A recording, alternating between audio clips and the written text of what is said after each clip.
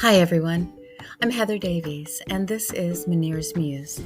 This podcast will introduce you to vestibular warriors that share their healing journey, obstacles they have overcome, and ones they continue to struggle with. Hear stories that are honest and vulnerable. Yes, we may laugh, cry, but mostly we learn from and lean on each other so no one feels alone. Come lean on a community that will inspire you. Today's episode, I'll share with you my brief story so you'll know a bit more about me. And next week, I'm excited to share we will have our very first guest. It's very difficult to believe that it's been nearly 5 years since I took a leave of absence from work, withdrew from school, and put my entire life on hold. The week prior was normal in every way: working, school, exercise, family, the normal stuff. Then, bam, 3 days of not feeling quite right, and a trip to the emergency room changed everything. I believe everything does happen for a reason. Whether you were of that mindset or not, that's how I feel, and I am very thankful for that day. I was blowing through life thinking I was healthy, and then I got struck down without warning. When something like that happens, it really makes you reevaluate how you're living. My body had been giving me cues over the last few months, but I ignored them. Then my body spoke a little louder and said, "Well, we gave you a chance. Since you're not listening, we will help you." And it did just that. I had no idea what was going on. At one point, I really thought I was dying. And when you have a life you love, children, a husband, family, and friends that mean the world to you, and you feel this way, it truly puts things into perspective. All those awful thoughts: I won't see her graduate, I won't see him with his first child, I won't sail away on an adventure with my love. All those negative things going through your head. It's heartbreaking.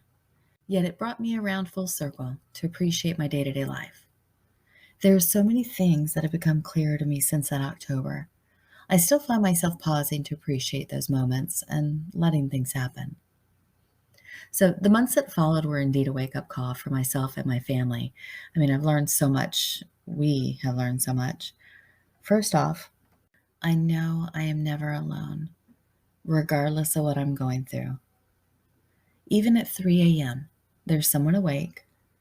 Those early morning conversations while the world slept, I connected with friends and strangers over social media that seemed to be going through a lot in their own lives.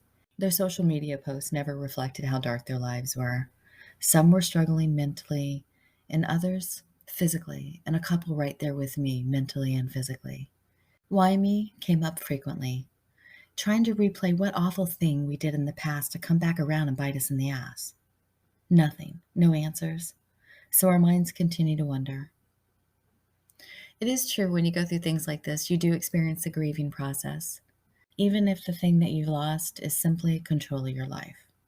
This is reason enough to send your world spinning. So after months of numerous tests, I'm at peace and can live with the doctor's findings. Will I live differently? You bet. But I will live and carry on.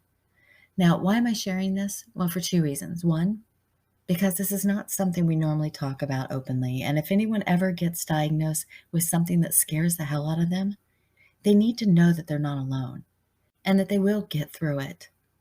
And two, many people, and a lot of my friends, suffer from WWS, Wonder Woman Syndrome, and they need to hear this story and leave those shiny red boots to Linda Carter before their body forces them to stop.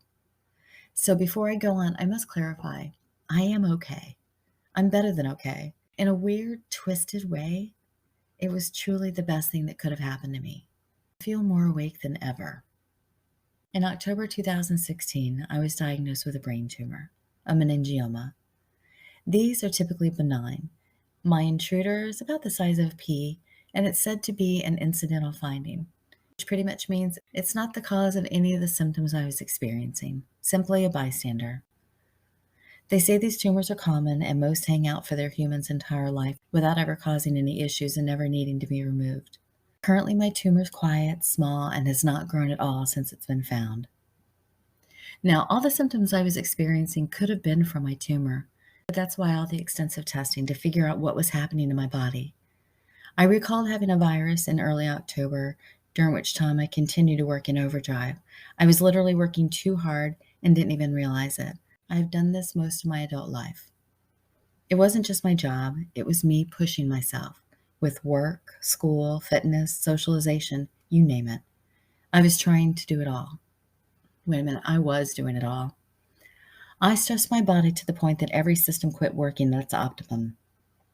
One of the biggest contributors that added to my body's stress was that I was not getting enough sleep, only 3 to 5 hours a night, and I think that's being generous. I was functioning, so I thought I could continue.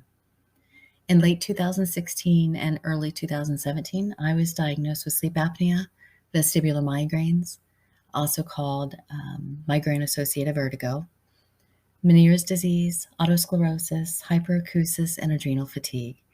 In simpler terms, my body was extremely stressed. I was losing my hearing. I had vertigo and dizzy spells induced by noise, visual stimulation, nutritional triggers, and sometimes nothing at all. I'm telling you this because I was given a second chance to take care of my body. I mean, really take care of my body. I'm hanging up my Wonder Woman cape, and I doubt I'll ever wear it again. It is sad that it took my world being shaken to realize I needed to make these changes. But it also meant accepting what the doctors said and overcoming my embarrassment of the possibility of having an episode in public. So instead of fighting, I surrendered to a peaceful life and choosing to embrace things as they come to me. I continue to have good days as well as bad ones, but as long as I learn from both, I know I'll be all right. I had to take an honest and raw look at myself and the way I was living and decide what was important. I made significant changes, most I still live by today, nutritionally, mentally, physically, spiritually, and of course, emotionally. I still backslide occasionally, and my body lets me know. Even with these changes, I do have symptoms daily. I imagine this is life with Meniere's and vestibular migraine. I will continue to adjust and learn to live my best life. It took me a long time to get to this place mentally, but that's a story for another time. If you're running in circles in your life, please think twice and choose instead to be more present. Value the relationships you have in your life instead of chasing those that are not there for you. And embrace being imperfectly perfect.